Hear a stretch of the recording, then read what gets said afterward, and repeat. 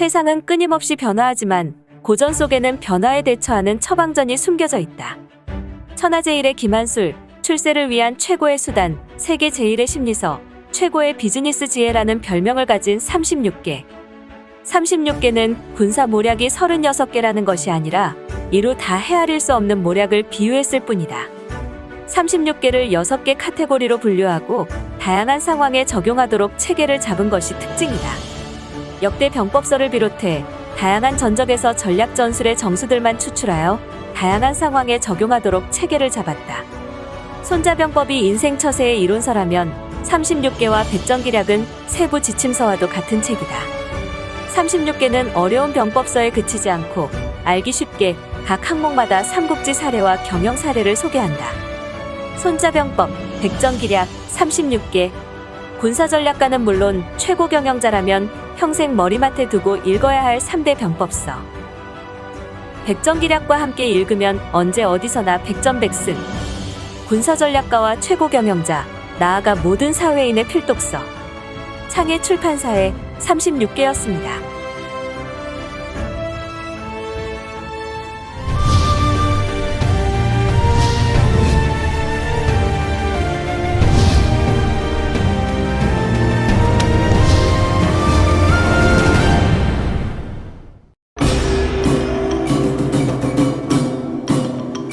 안녕하십니까, 김영수입니다. 36개는 여러분들이 많이 들어보셨지만은 주랭랑이 아닙니다. 그리고 또 36개는 손자병법의 일부도 아닙니다. 36개는 1500년 넘게 하층들, 즉 대중들이 끊임없이 바꿔오고 또 일상생활에 적용해온 대단히 실용적인 종합 처세서다, 이렇게 요즘 중국 사람들은 평가를 하고 있습니다. 그래서 36개의 36개의 계책을 여러분들이 일상생활이나 경영에서 적용을 하시면 인생의 지혜를 얻을 수도 있고 경영에 좋은 통찰력이라든지 또는 위기 상황을 탈출할 수 있는 그런 다양한 방법들을 얻을 수 있는 대단히 유익한 책이다라는 말씀을 먼저 드리고 시작을 해보도록 하겠습니다. 36개는 모두 36개의 계책으로 이루어져 있습니다. 성공계부터 시작해서, 즉 성공계라는 것은 그 승전계라고 얘기합니다. 전문적인 용어로는. 즉 승리할 수 있는, 확실하게 승리할 수 있는 승전계부터 시작해서 나의 패배가 확실시되는 패전 상황에서 완전한 패배가 아닌 또 하나의 재기를 위한 틈을 만들어내는 패전계까지 모두 6개 카테고리 66, 36, 36개로 이루어져 있습니다. 먼저 제1계인 만천과해부터 여러분들에게 소개하도록 하겠습니다. 만천과해는 좀 어려운 한자이긴 합니다만은 그대로 뜻을 풀이하자면 하늘을 속이고 바다를 건넌다, 이런 뜻입니다. 하늘을 속일 정도니까 어느 정도의 그 꾀를 내야 되는지 또는 어느 정도의 아주 세심한 배려가 필요한지를 보여주는 그런 사자성어라고 하겠습니다. 만천과해는 영락대전이라고 하는 책에서 나온 성어입니다. 여기에는 재미난 그 고사가 담겨져 있는데요. 잘 아시는 당나라 태종이 요동을 정벌하러 나섰을 때 바다를 건너서 고구려를 공략하기로 그렇게 장수들이 계획을 세웠습니다. 오늘날로 얘기하자면은 중국 쪽에 있는 무순이나 이런 쪽의 바다를 통해 가지고 고구려 서쪽을 공략하겠다라고 하는 그런 계획이었죠. 근데 당태종은요, 재밌게도 이 바다를 구경해 본 적이 없는 사람입니다. 당태종은 내륙 사람인데다가 전부 다 육전에만 아주 능한 사람이었기 때문에 바다 얘기가 나오니까 또 바다를 직접 자기 눈으로 보니까 겁이 덜컥 났죠. 그래서 나 이게 바다를 통해서는 못 건너가겠다라고 원정 자체를 대단히 주저하게 됩니다. 이때 서린기라고 하는 사람이 이 지역에 굉장히 바닷길에 익숙하고 그러니까 지혜가 굉장히 깊은 노인 한 분을 모셔다가 꾀를 냅니다.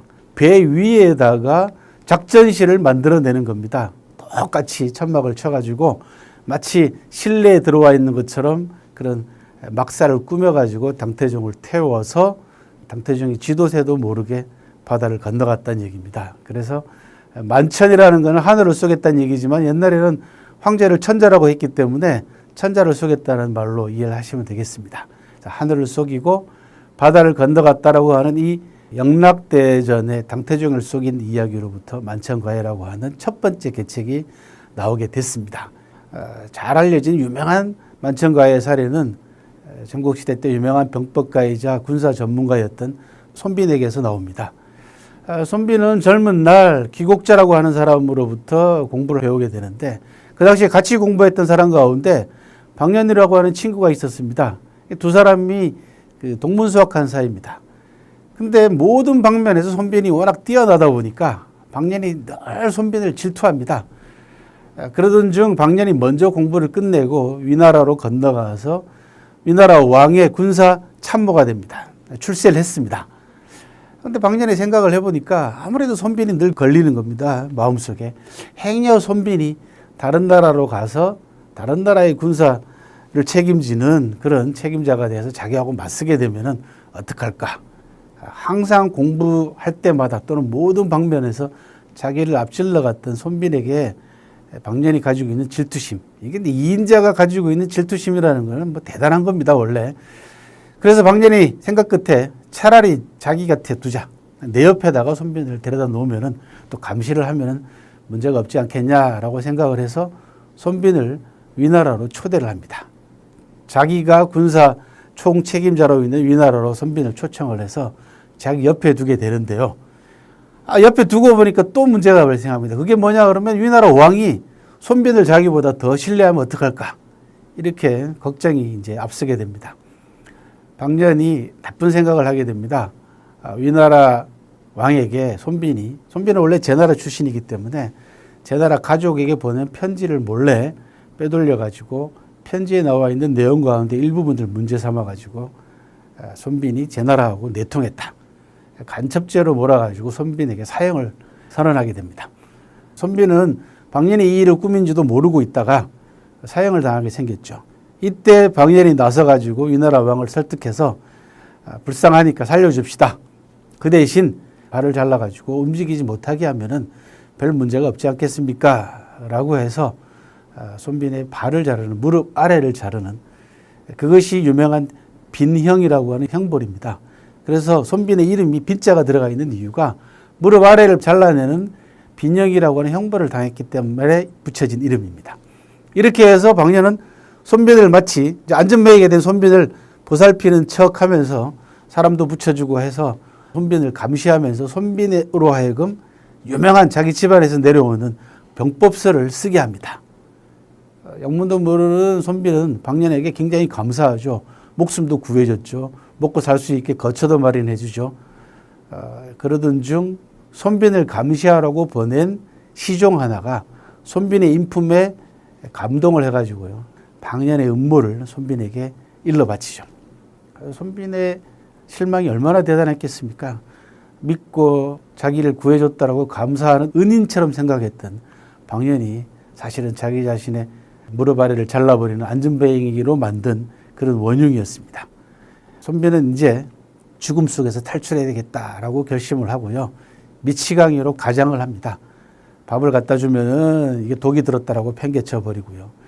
똥을 주워 먹는 등 하루 종일 웃었다가 울었다가 박년의 감시망을 틀어 놓기 위해서 완전히 미치광이로 철저하게 몇 달 동안을 거의 울었다 웃었다 고함을 질렀다 나갔다 들어왔다 완전히 돈 사람처럼 가장을 해서 결국은 박년으로 하여금 감시를 느슨하게 만듭니다.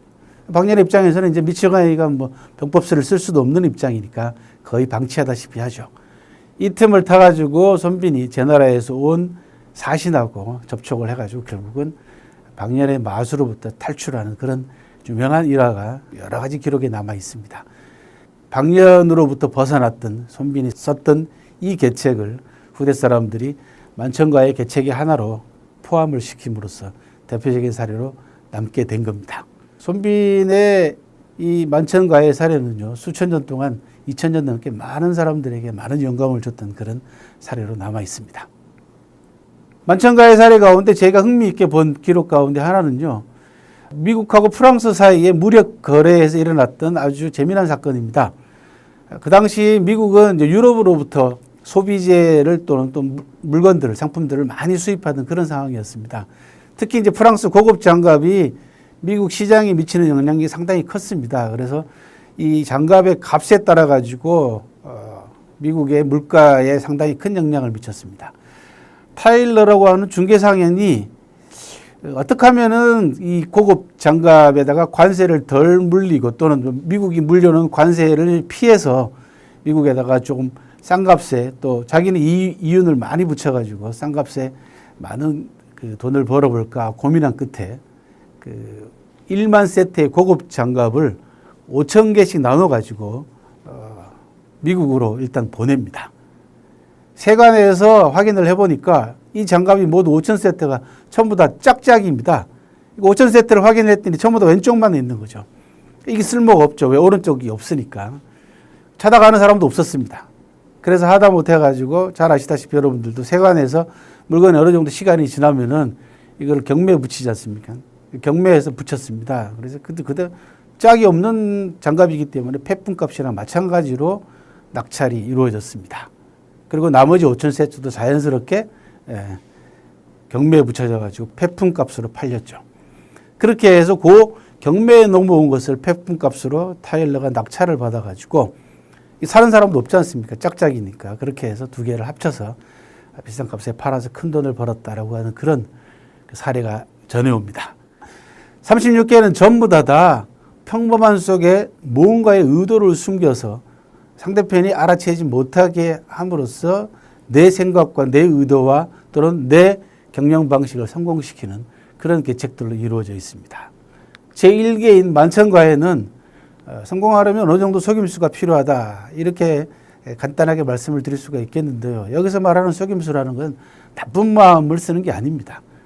좀 더 정확하게 말씀을 드리면 내 목적과 내 의도를 상대편에게 확실하게 성사시키기 위해서 성공시키기 위해서는 내 의도를 숨겨라 그런 얘기입니다.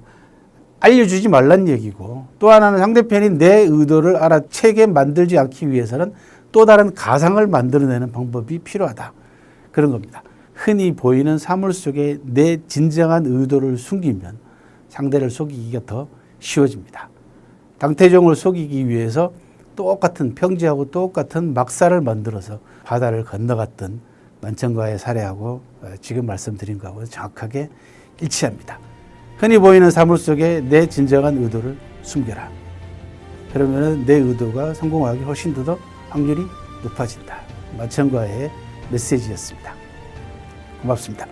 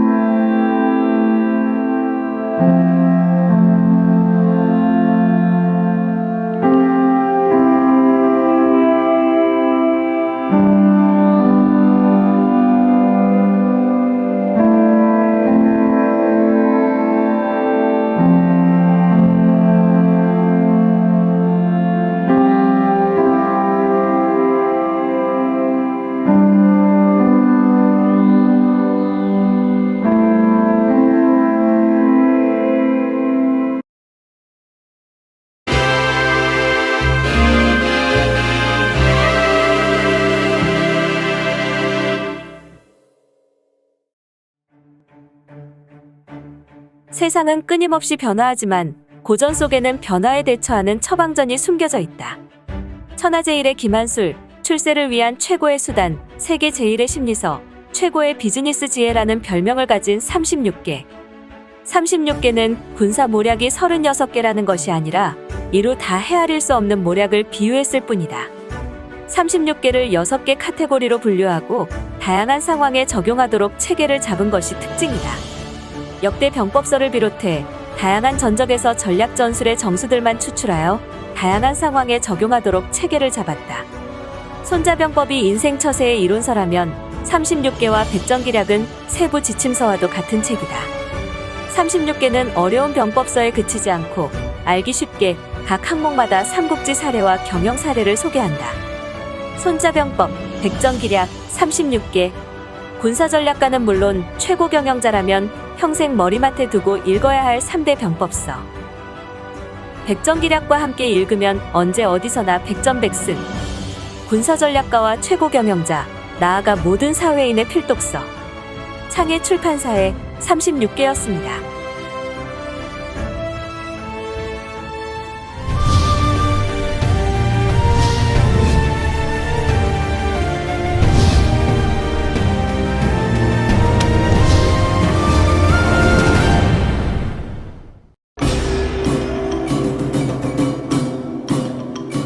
안녕하십니까, 김영수입니다.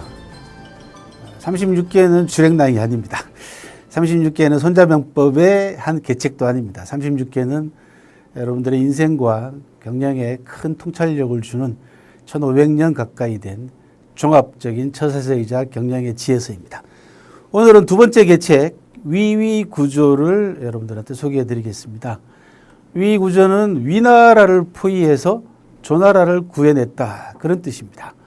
사마천 4기의 손저 5기 열전에 나오는 아주 특출한 사례 가운데 하나입니다. 그래서 오랜 세월 동안 많은 사람들이 위위구조를 인생이라든지 또는 특히 군사 방면에 많이 활용을 해왔던 게 사실입니다. 빤히 다 알고 있는데도 불구하고 이 계책에 당한 사례들도 굉장히 많습니다.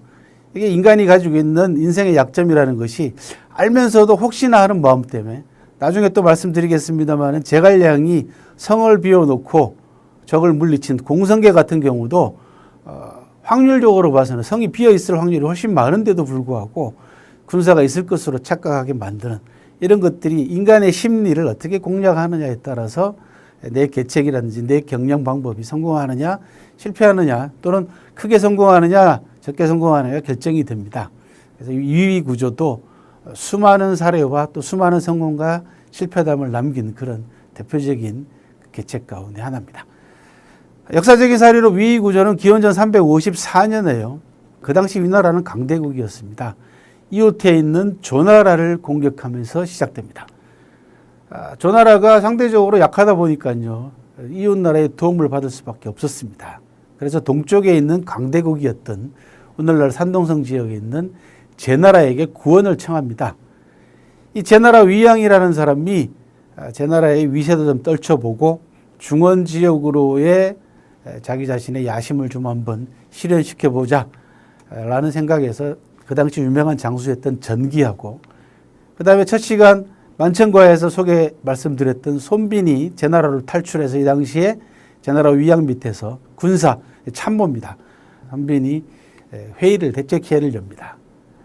장수 정기와 제나라 위양은 조나라로 달려가서 조나라를 구해야 된다라는 그런 대안을 제시를 합니다. 이때 손빈이 전혀 다른 이야기를 합니다. 뭐라고 얘기를 하냐 그러면요, 조나라까지 가려면 군사도 힘들고 또 한참 물이 올라 있는 위나라 군대하고 맞붙어야 되기 때문에 우리가 불리합니다. 뭉쳐있는 실타래, 그러니까 이리저리 얽혀있는 실타래의 실을 풀기 위해서는 한 올 한 올 잡아당겨서는 풀리지 않습니다. 이때는 잘라버리든지 과감하게 해결해야 됩니다. 그럼 어떻게 했으면 좋겠냐라고 위양과 전기가 물어보니까 가까운 위나라 수도를 공략합시다, 이렇게 얘기를 합니다. 그 당시 위나라 수도는 오늘날 개봉인데요, 대량이라고 했습니다. 위나라 수도인 대량을 공략합니다. 급한 소식이 날아드니까 이때 위나라 장수가 누구였냐면 방면입니다. 이 방면이 수도를 구해야 되지 않습니까? 그래서 서둘러서 군사를 철수시켜가지고 수도인 대량성을 방어하기 위해서 군사를 철수시킵니다. 그렇게 해서 자연스럽게 조나라에 대한 포위를 풀어버립니다. 그리고는 손빈은 계령이라고 하는 곳에 군사를 숨겨놨다가 철수하는 방면의 군대를 공격해가지고 대승을 거둔 그런 사례입니다. 위위 구조를 성공시키기 위해서는 상대의 약점이 어디에 있는가를 정확하게 파악해서 공략하게 되면 성공시킬 확률이 그만큼 높습니다. 수도를 공략함으로써 조나라를 구원했던 대표적인 역사적 사례가 남아 있습니다. 경영사례 한번 보겠습니다. 경영사례 가운데 가장 대표적인 사례는 K마트하고 월마트 사례를 들 수 있겠습니다. K마트는 역사가 굉장히 오래된 그런 미국의 다국적 기업이죠. 1899년 디트로이트 시내에서 아주 소규모 자파점으로 출발했던 그런 기업입니다. 이 K마트가 미국에서 가장 큰 소매 유통회사로 성장을 했고요. 유통업계의 큰손이었습니다. 이 K마트가 장악하고 있는 이 유통업계를 월마트가 어떤 방식으로 공략해 들어갈 것인가를 고민하다가요. 월마트가 취한 가장 혁신적인 사례 가운데 하나가 중대형 도시에 몰려있던 K마트하고는 전혀 다른 경영 방법으로 5,000명 이하, 인구 5,000명 이하의 소도시로 과감하게 진출을 합니다. 10년 이후에는 K마트와 같은 도시의 점포도 내게 됩니다. 이렇게 해서 2013년 말 기준으로 220만 명의 직원을 가지고 있는 세계에서 가장 직원이 많은 기업으로 성장한 것이 바로 월마트입니다. 월마트는 전혀 다른 공략 지점을 선택을 합니다. 이게 바로 인구 5,000명의 소도시를 선택을 하게 되는 거죠. 그런데 잘 아시다시피 소도시에 있는 사람들이 중대도시까지 나가가지고 물건을 사거나 쇼핑을 하기는 대단히 불편하지 않습니까? 자연스럽게 월마트로 몰릴 수밖에 없는 거죠. 그렇게 해서 월마트는 전투 장소 자체를 중소도시 또는 소도시로 옮겨 놓음으로써 그리고 이쪽에서 확실하게 기반을 다져 놓음으로써 그 기반에서 얻은 이익과 성공을 가지고 다시 중대도시로 진출하게 되는 그런 새로운 전략과 전술로서 성공을 거둔 대표적인 사례입니다. 요점은 뭐냐 그러면요. 상대를 끌어내기 위해서는 공략 지점 자체를 달리 선택함으로써 즉 전투 지점 또는 경쟁 지점 자체를 바꿈으로써 내 위주로 경쟁을 이끌어라 라는 말로 요약을 해볼 수가 있겠습니다. 상대에 대한 직접 설득이 불가능하거나 그럴 경우에는 상대가 직접 나서게 만드는 방법이 필요합니다. 그래서 위위 구조는 공략 지점에 대한 유연한 인식이 필요하고요. 발상의 전환을 요구하는 대단히 창의적인 그런 책략 가운데 하나입니다. 손빈이 제나라 위왕이나 장수 정기하고는 전혀 다른 차원의 발상의 전환을 이루어냄으로써 대개 우리도 마찬가지입니다. 누가 포위당했다, 누가 곤란하다 그러면 바로 그쪽으로 달려가서 도와주려고 하지 전혀 다른 지점을 공격할 생각은 하지 않지 않습니까? 손빈은 바로 수도인 대량을 바로 직접 공략을 함으로써 즉 다시 말씀드려서 인식의 전환을 가져와 가지고 공략 지점을 바꿈으로써 방연을 끌어내게 만들었습니다. 위위 구조는 튼튼한 곳을 피하고 약한 곳을 공격하는 책략입니다. 상대적으로 정면으로 맞서다가 낭패를 당하는 것보다는 상대의 약한 곳을 먼저 공격하는 것이 낫습니다. 이렇게 하면 상대의 주력과 맞붙어서 싸우지 않아도 되고 또 그에 상응하는 부수적인 효과도 거둘 수가 있는 겁니다. 이렇게 하면 성공 확률도 높아지고요. 전투 자체를, 경전 자체를 내 위주로 끌어들일 수 있는 또 다른 부수적인 효과를 거둘 수 있게 되고요. 이게 다음에 여러분들한테 소개하게 될 36개 계책 가운데 하나인 2일대로라고 하는 계책하고 연결을 시키면 더 큰 효과를 거둡니다. 2일대로라는 건 뭐냐 그러면 편안하게 상대를 기다리는 겁니다. 상대가 지치기를 기다리는 겁니다. 그래서 위위 구조는 2일대로와 연계시키면 훨씬 더 큰 효과를 거둘 수 있다라는 말씀을 함께 드리면서 위위 구조 여러분들에 대한 소개를 마치도록 하겠습니다. 감사합니다.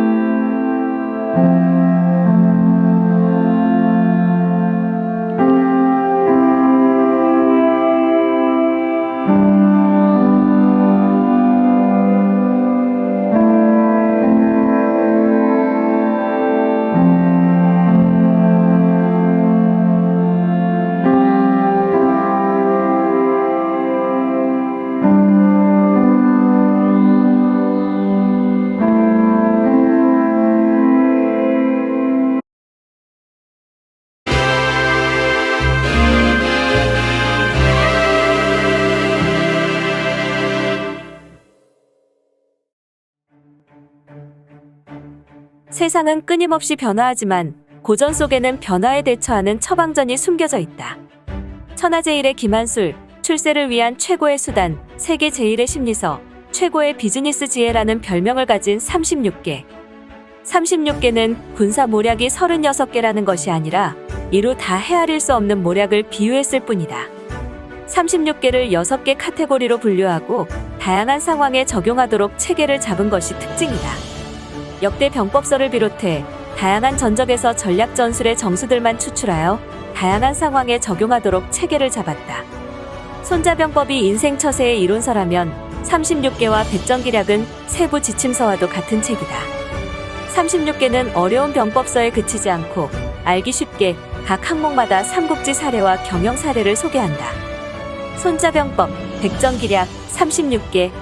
군사전략가는 물론 최고 경영자라면 평생 머리맡에 두고 읽어야 할 3대 병법서. 백전기략과 함께 읽으면 언제 어디서나 백전백승. 군사전략가와 최고 경영자, 나아가 모든 사회인의 필독서. 창의 출판사에 36개였습니다.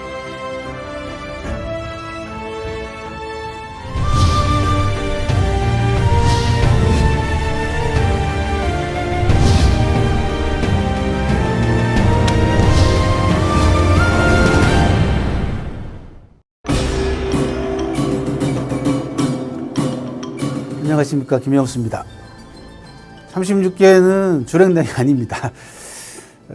그리고 36개는 손자병법의 일부도 아닙니다. 제가 왜 서두에 늘 이렇게 이 인사말로 시작을 드리냐 하면요. 얼마 전에 제가 그 조선 명탐정이라고 하는 영화를 보니까요. 36개 계책을 다 6개 늘어놓고요. 뭐라고 얘기를 하냐 그러면 손자병법에서 나왔다. 이렇게 소개를 하는 걸 봤습니다.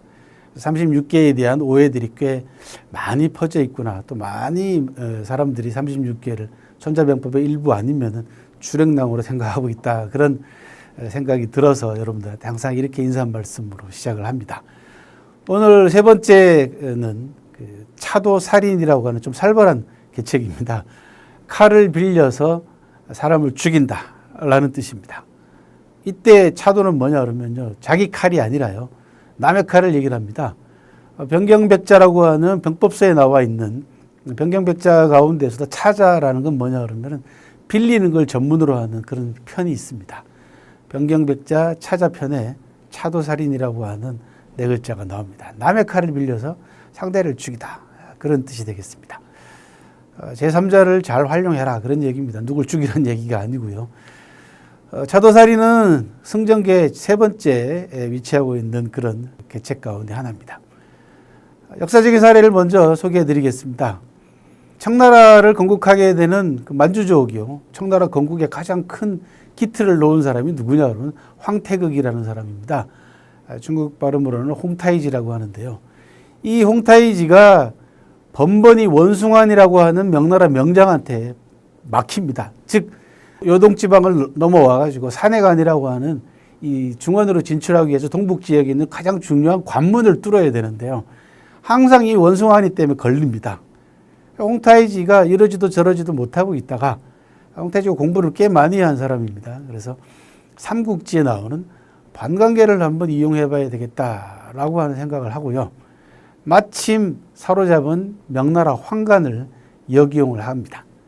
황간을 잡아놓고는요, 밤에 황간들이 들으라는 듯이 자기 부하들에게 오늘 낮에 원숭안이 우리 군영을 찾아와서 홍타이지, 우리 추장하고 긴밀하게 뭔가 대화를 나누는 걸 들었다. 이런 식으로 황간에게 정보를 흘리게 합니다. 그리고는 방어를, 황간에 대한 감시망을 완전히 풀어버립니다. 황간들이 그 얘기를 듣고 가만히 보니까요, 감시망도 소홀하죠. 그래서 탈출해버립니다. 이게 함정인 줄 모르고 도망 나와가지고 자기 상사에게 보고를 하게 됩니다. 당연히 명나라 입장에서는 원숭안이 홍타이지하고 서로 오고 가고 내통하는 사이라고 오해를 하게 되죠. 그래서 결국 원숭안을 잡아가지고 처형시킨 유명한 사례가 있습니다. 명나라 일부 간신배와 못난 황제의 손을 빌려가지고 홍타이지의 가장 큰 강력한 마수이자 상대였던, 즉 중원 진출에 있어서 가장 큰 걸림돌이었던 원숭안을 제거한 그런 계책이 바로 차도살인의 대표적인 사례 가운데 하나로 들 수가 있겠습니다.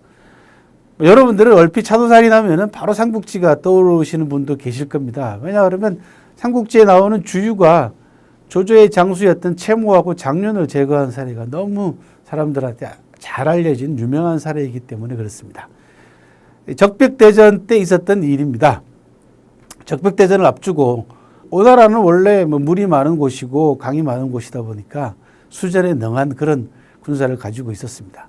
그래서 조조는 수전이 약하다 보니까 수전에 능한 채모하고 장륜이라는 사람을 스카우트합니다. 오늘 말로 얘기하면은 주의 입장에서는 수전에 능한 채모하고 장륜이 조조 편으로 들어갔기 때문에 굉장히 걱정이 많았습니다. 그때 마침 그 장관이라는 사람이 장관하고 주유는 상당히 오래 전부터 아는 사이입니다. 그래서 장관은 그 조조의 명을 받고 오나라 상황을 염탐하기 위해서 장관이 온 거죠. 쉽게 얘기하면 뭐 간첩 비슷한 역할로 오게 됐는데요. 주유는 장관을 보자마자 이 장관을 좀 이용해 봐야 되겠다라고 하는 기발한 생각을 하게 됩니다. 그렇게 해서 일부러 채모하고 장륜이 자기한테 보낸 편지를 위조해서 장관이 보게 합니다. 즉 자기가 편지를 읽고 있다가 장관이 들어오니까 얼른 감춰버리는 그런 그 몸짓을 통해 가지고 장관으로 하여금 호기심을 불러일으킨 다음에요. 잠시 자리를 비웁니다. 이 장관이 주유가 보고 있던 문서가 얼마나 궁금했겠습니까? 그래서 잠깐 훔쳐보니까 알고 봤더니 채모하고 장륜이 주유에게 보낸 편지였습니다. 서로 내통하고 있는 그런 내용이었습니다. 물론 가짜죠. 장관이 돌아가서 조조에게 이 사실을 보고하게 되고 조조는 뒤도 돌아보지 않고 채모하고 장륜을 목을 베어버립니다. 그렇게 해서 수군에 능한 두 장수를 제거한 사례가 삼국지 연예에 아주 유명한 사례로 남아 있습니다. 주유가 장관을 역이용해 가지고 조조의 손으로 자기의 가장 큰 근심거리였던 채모하고 장륜을 제거한 사례가 차도살인의 대표적인 사례로 남아 있습니다. 경량사례를 한번 보도록 하겠습니다. 경량사례에서는 사람은 죽이지는 않습니다만 어쨌든 상당히 많은 다양한 사례들이 차도살인의 사례가 남아 있습니다. 실제로 1960년대 미국의 대형 은행들이요 홍콩 금융계를 한번 좌지우지해 보겠다라고 하는 큰 계획을 세우고 이 홍콩은 그 당시에는 동남아 경제권에 굉장히 중요한 다리와 같은 역할을 하고 있는 그런 위치 아니겠습니까? 그래서 홍콩 하면은 동남아시아 경제권과 금융권에 있어서 가장 중요한 교두보 같은 그런 위치를 갖고 있었습니다.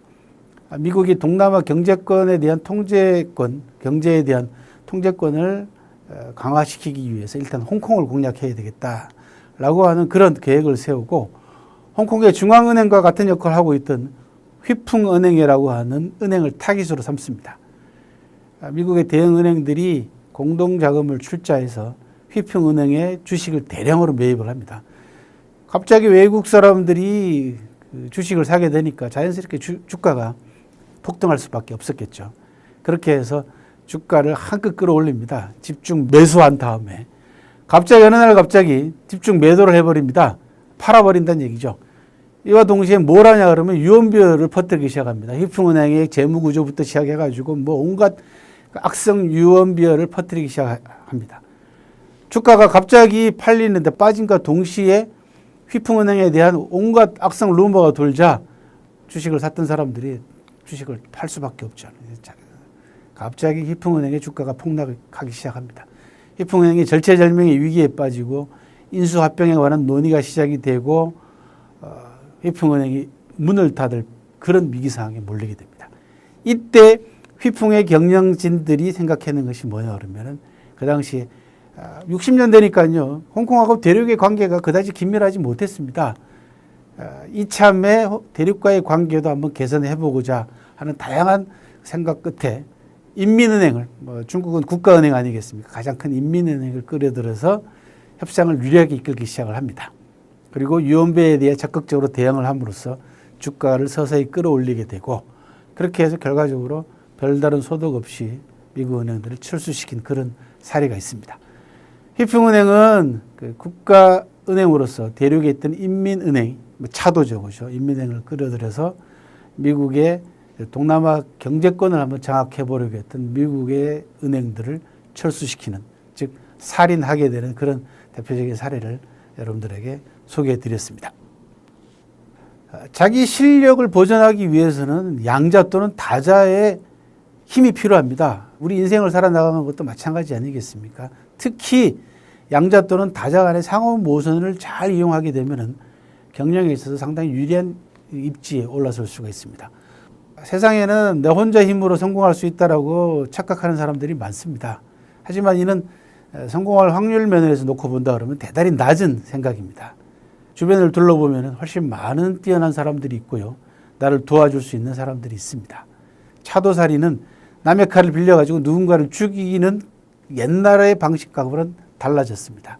오늘날 경영에서 차도살이는 윈윈 전략이다. 즉 다른 사람의 힘을 빌려서 나도 성공하고 다른 사람도 성공시킬 수 있는 윈윈할 수 있는 그런 현대 경영의 철학과도 맞아떨어지는 경영 철학으로서 차도살인을 새롭게 조명해 볼 필요가 있는 그런 책략이기도 합니다. 고맙습니다.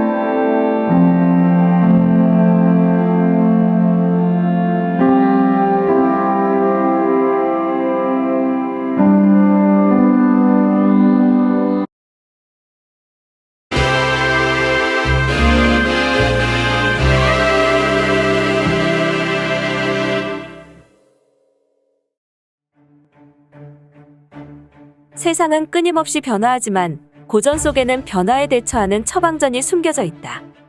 천하제일의 김한술, 출세를 위한 최고의 수단, 세계 제일의 심리서, 최고의 비즈니스 지혜라는 별명을 가진 36개. 36개는 군사 모략이 36개라는 것이 아니라 이루 다 헤아릴 수 없는 모략을 비유했을 뿐이다. 36개를 6개 카테고리로 분류하고 다양한 상황에 적용하도록 체계를 잡은 것이 특징이다. 역대 병법서를 비롯해 다양한 전적에서 전략 전술의 정수들만 추출하여 다양한 상황에 적용하도록 체계를 잡았다. 손자병법이 인생 처세의 이론서라면 36개와 백전기략은 세부 지침서와도 같은 책이다. 36개는 어려운 병법서에 그치지 않고 알기 쉽게 각 항목마다 삼국지 사례와 경영 사례를 소개한다. 손자병법, 백전기략, 36개. 군사전략가는 물론 최고 경영자라면 평생 머리맡에 두고 읽어야 할 3대 병법서. 백전기략과 함께 읽으면 언제 어디서나 백전백승. 군사전략가와 최고 경영자, 나아가 모든 사회인의 필독서. 창의 출판사에 36개였습니다.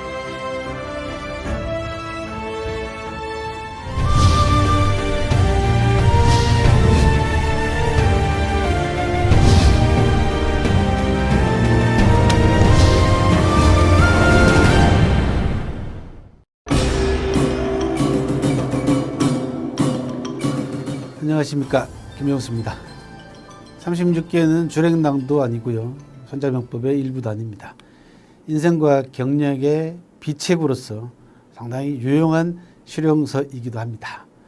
36개 오늘은 제4계책 이일대로를 소개해 드리도록 하겠습니다.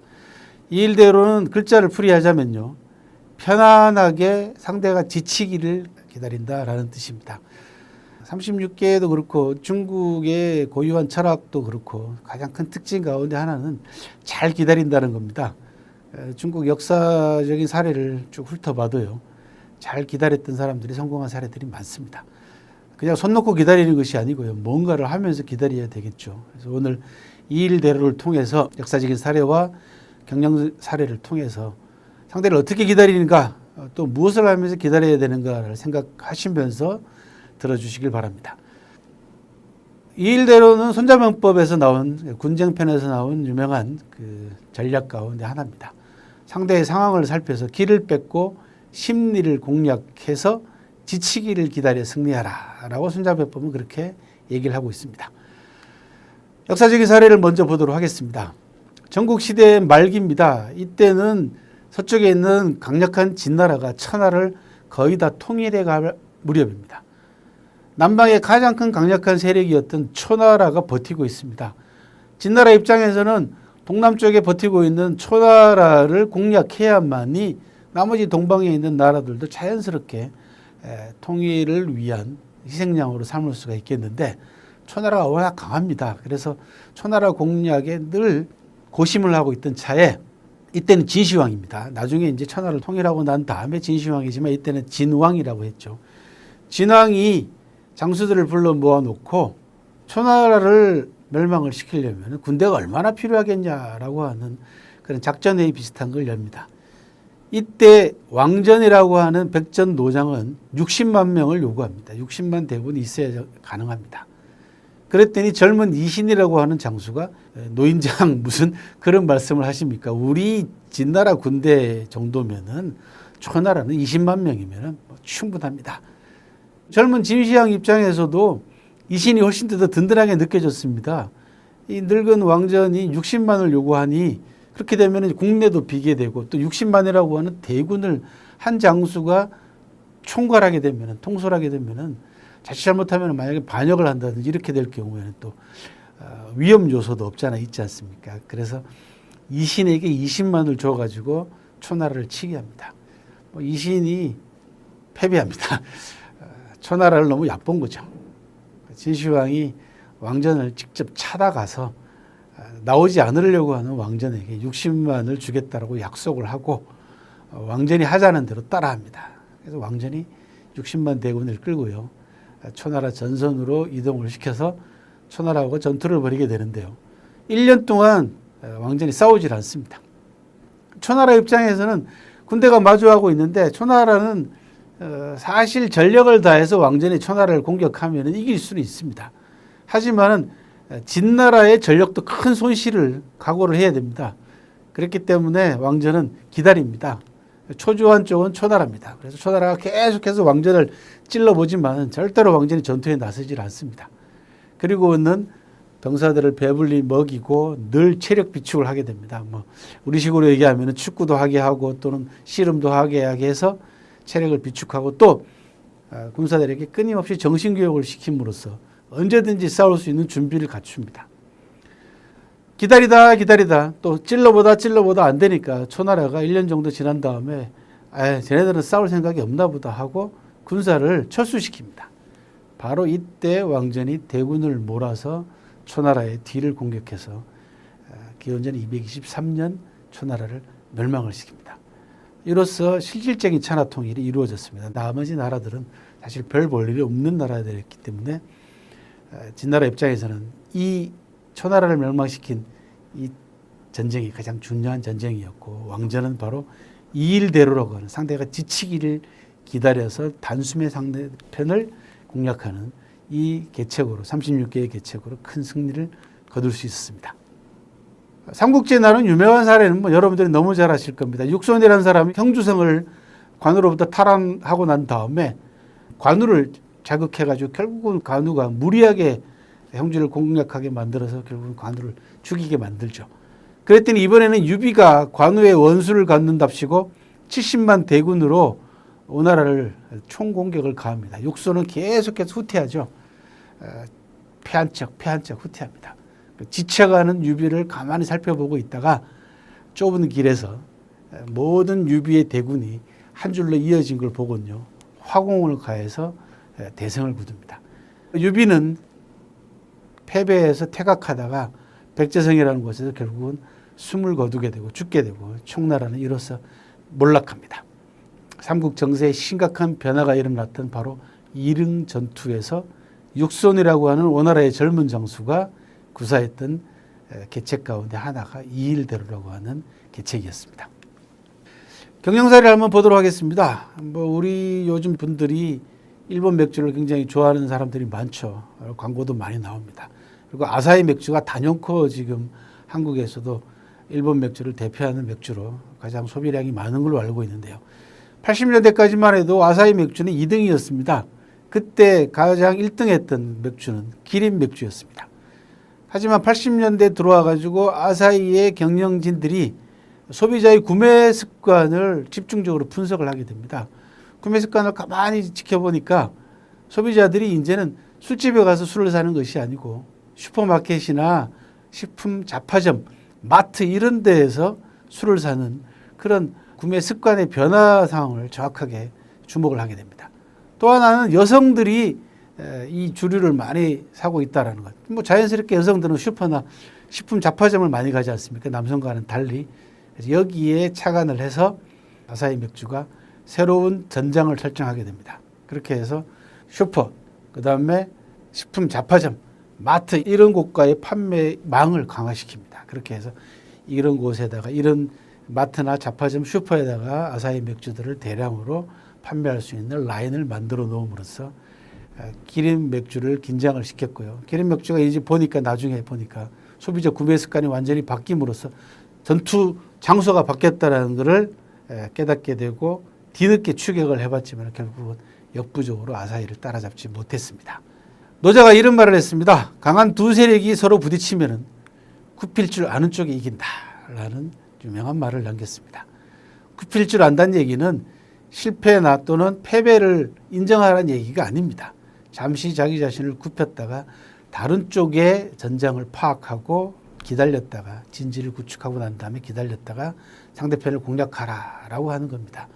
경영에 있어서 유연한 경영이라는 건 뭐 경영자 여러분들이 너무 잘 아실 것이고요. 이 일대로는 말 그대로 편안하게 누리라는 말이 아닙니다. 늦게 출발하더라도 상대를 제압할 수 있어야 된다는 겁니다. 주동적으로 나서지 않더라도 충분한 준비를 갖추고 있다가 상대가 행동을 옮기면은 내가 갖추고 있는 준비 상황을 가지고 상대편하고 대적을 하게 되면은 충분히 승리할 수 있다는 얘기입니다. 이때 필수적인 조건은 사전 준비가 되겠습니다. 시장의 동향을 파악하고 시장에 대한 분명한 인식을 갖춘 다음에 그에 맞는 조치를 취하고 난 다음에 기다려야지 이 일대로가 성공할 수 있는 거지. 그냥 마냥 넉넉히 기다려서는 절대 안 되는 것입니다. 이 일대로는 그냥 기다리는 것이 아니라 준비하고 기다려라 라고 하는 그런 규칙입니다. 고맙습니다.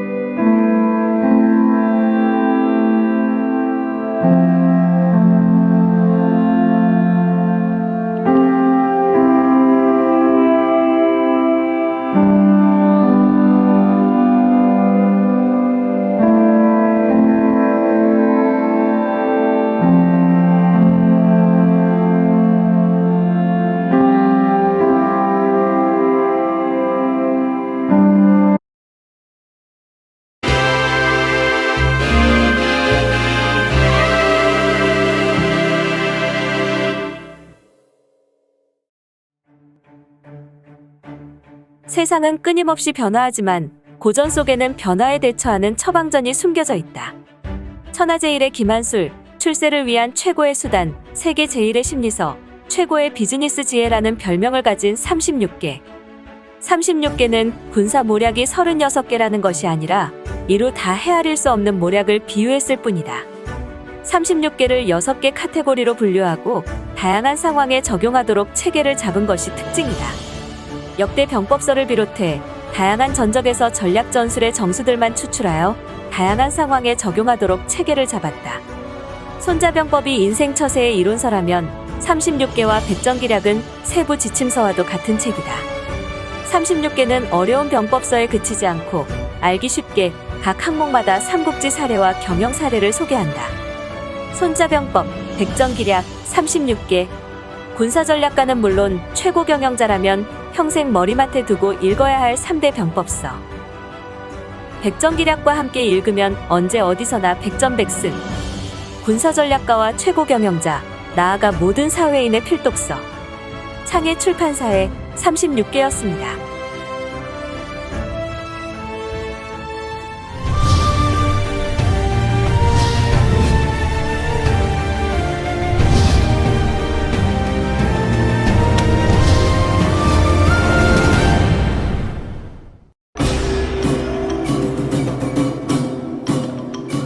안녕하세요. 김영수입니다. 인생과 경영의 비책으로 여러분들한테 36개를 소개하고 있습니다. 36개는 도망치는 주랭랑이 아니라고 계속해서 말씀을 드리고요. 또 손자병법의 일부도 아닙니다. 다만 36개는 손자병법에 나오는 중요한 계책들 몇 가지를 직접 이용하고 있는 그런 실용적인 경영 통찰력 관계되어 있는 중요한 병법서이자 처세서다. 또는 경영 이론서로까지 중국 사람들은 지금 많은 연구를 하고 있는 그런 책 가운데 하나가 되겠습니다. 오늘은 5번째 계책인 진화타급이라고 하는 계책을 소개하도록 하겠습니다. 좀 어려운 사자성어이긴 합니다만은 손자병법의 첫 번째 편, 개편에 나오는 유명한 계책이기도 합니다. 글자를 풀이하자면 이렇습니다. 진화라는 말은 불난 틈이라는 뜻이고요. 타급은 공격하거나 물건을 훔치거나 겁탈한다 할 때 바로 그 겁자입니다, 이게. 그래서 불난 틈을 타서 공격을 하거나 물건을 훔치는 것을 진화타급이라고 합니다. 나쁜 뜻으로 많이 활용되어 왔습니다, 지금까지.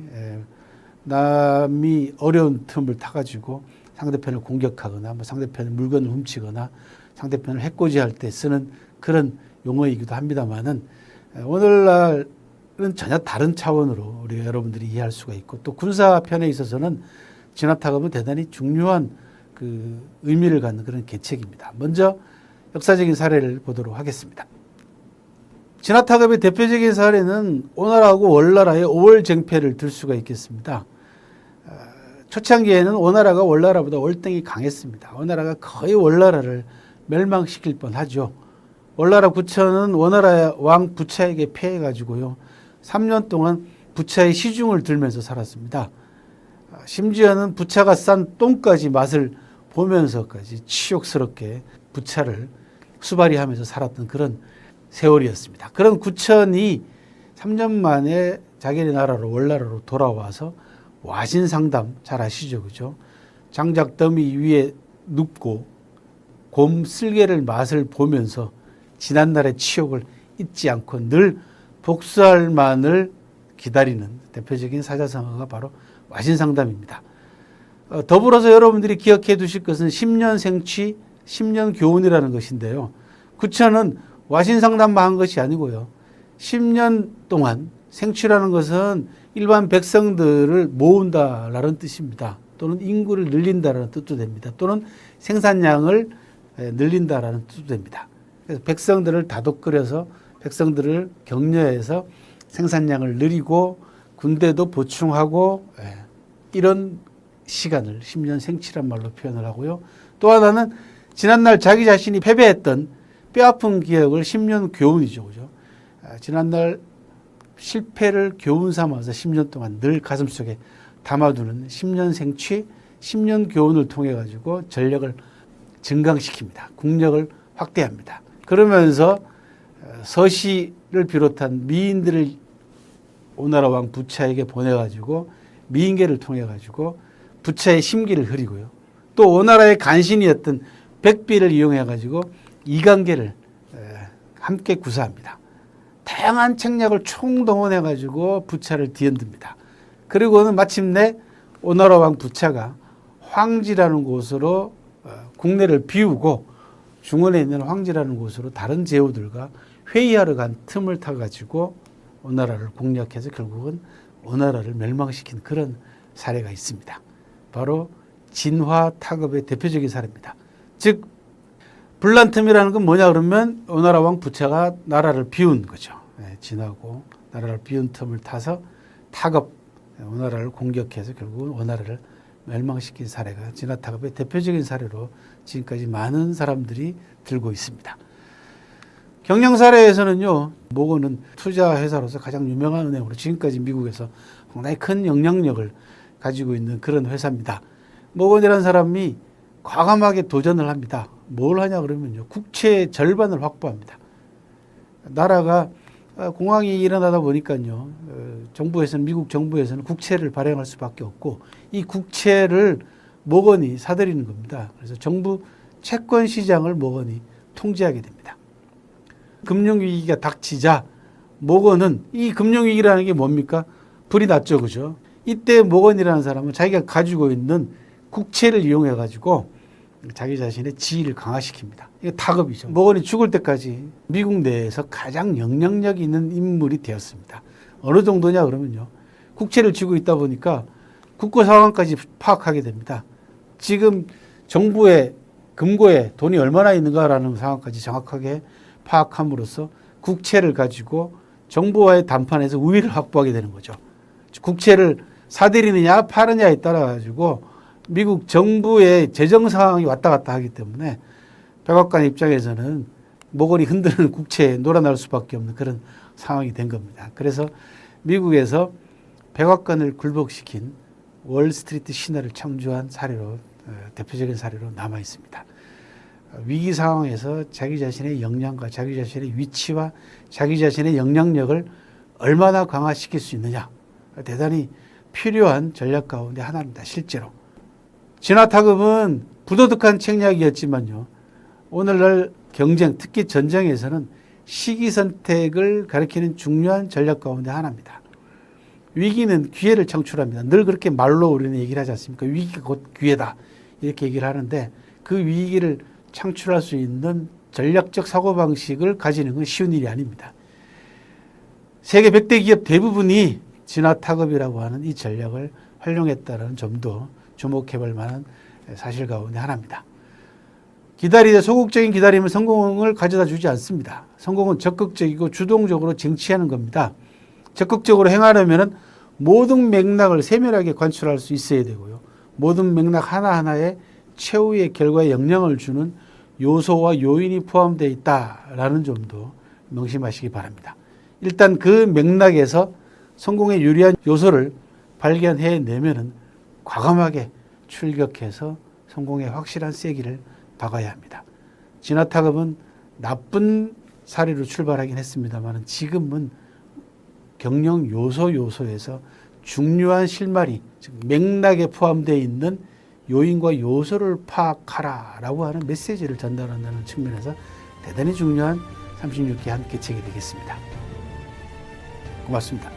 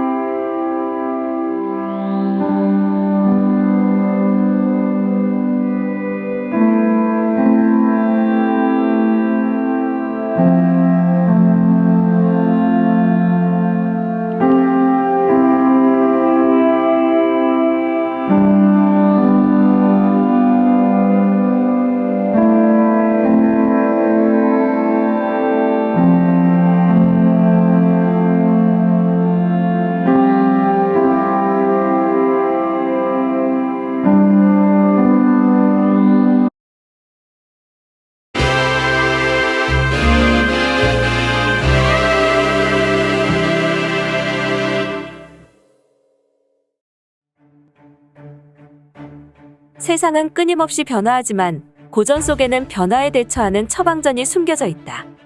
천하제일의 김한술, 출세를 위한 최고의 수단, 세계 제일의 심리서, 최고의 비즈니스 지혜라는 별명을 가진 36개. 36개는 군사 모략이 36개라는 것이 아니라 이루 다 헤아릴 수 없는 모략을 비유했을 뿐이다. 36개를 6개 카테고리로 분류하고 다양한 상황에 적용하도록 체계를 잡은 것이 특징이다. 역대 병법서를 비롯해 다양한 전적에서 전략 전술의 정수들만 추출하여 다양한 상황에 적용하도록 체계를 잡았다. 손자병법이 인생 처세의 이론서라면 36개와 백전기략은 세부 지침서와도 같은 책이다. 36개는 어려운 병법서에 그치지 않고 알기 쉽게 각 항목마다 삼국지 사례와 경영 사례를 소개한다. 손자병법, 백전기략, 36개. 군사전략가는 물론 최고 경영자라면 평생 머리맡에 두고 읽어야 할 3대 병법서. 백전기략과 함께 읽으면 언제 어디서나 백전백승. 군사전략가와 최고 경영자, 나아가 모든 사회인의 필독서. 창의 출판사에 36개였습니다.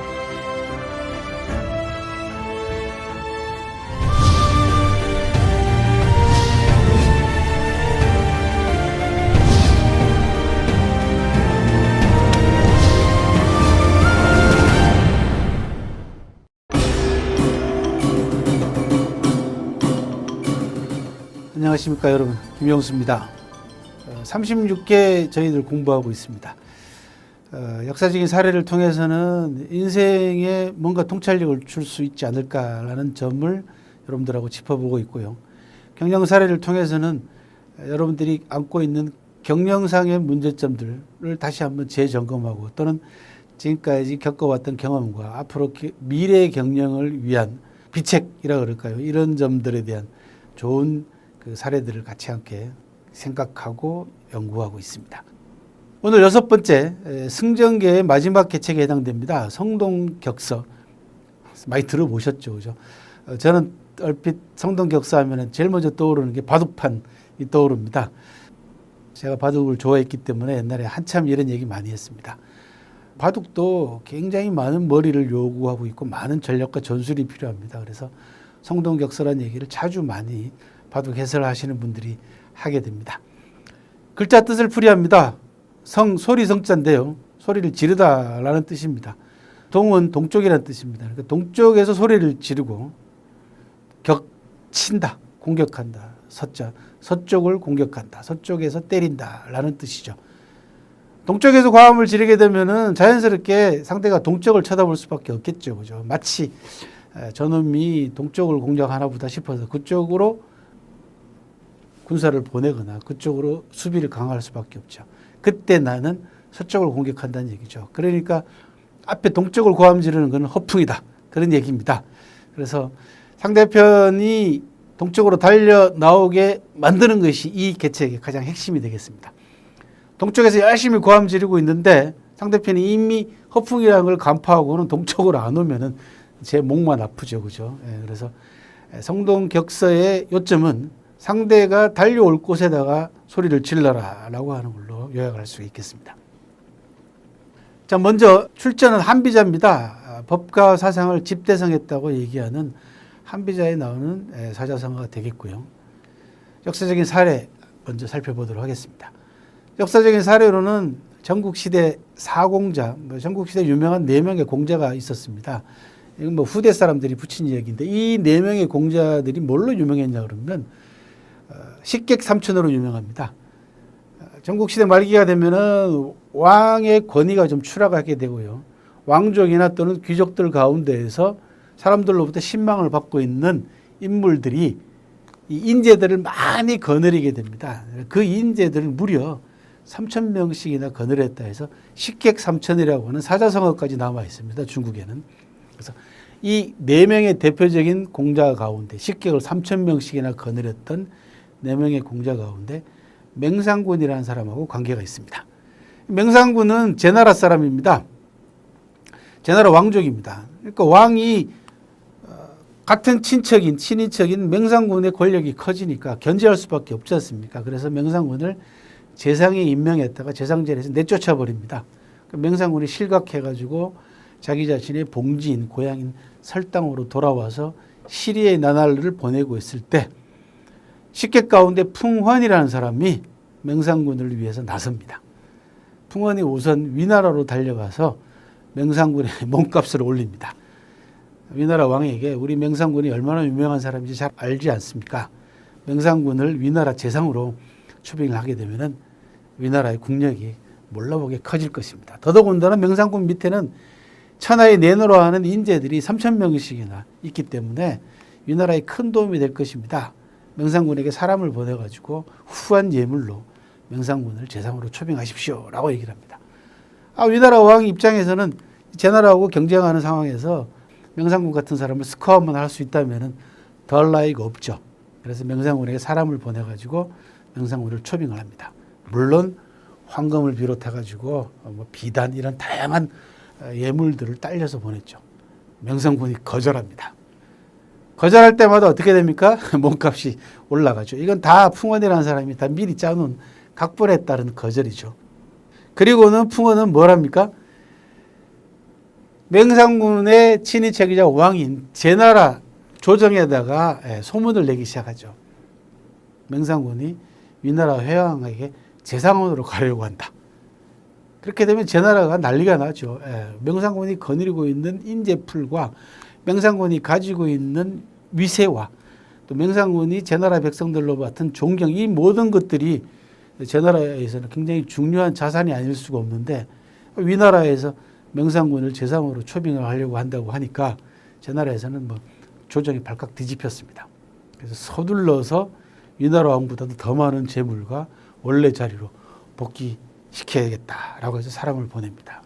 결과적으로 풍원의 성동격서 전략에 의해 가지고 맹상군이 다시 재상 자리로 복귀하게 되는 그런 사례가 남아 있습니다. 자, 풍원은 위나라 가가지고 고함을 질렀죠, 그죠? 궁극적인 목적은 격서, 즉 명상군을 다시 재상 자리로 복귀시키겠다라고 하는 목적을 달성한 케이스 가운데 하나입니다. 자, 성동격서를 어떻게 구사할 것인가라는 과정이 굉장히 중요합니다. 그래서 그 말씀을 드리도록 하겠습니다. 첫 번째는 동을 만들어내는 단계입니다. 담판이나 비즈니스에 있어서 두 역량에 부딪히는 극단적인 방향이 있습니다. 이게 충돌 지점이죠, 그죠? 그런데 세 개의 지점은 불가합니다. 전장을 세 군데 놓고 싸울 수는 없습니다. 다 손해보기 때문에. 그래서 동쪽을 만들어내는 건 전장을 어떻게 만들어낼 것인가라는 부분이죠. 그래서 적절한 지점을 만들어내는 동쪽, 즉 극단적인 지점, 두 세력이 또는 두 경쟁 상대가 부딪히는 지점을 만들어내는 방향 선정이 대단히 중요합니다.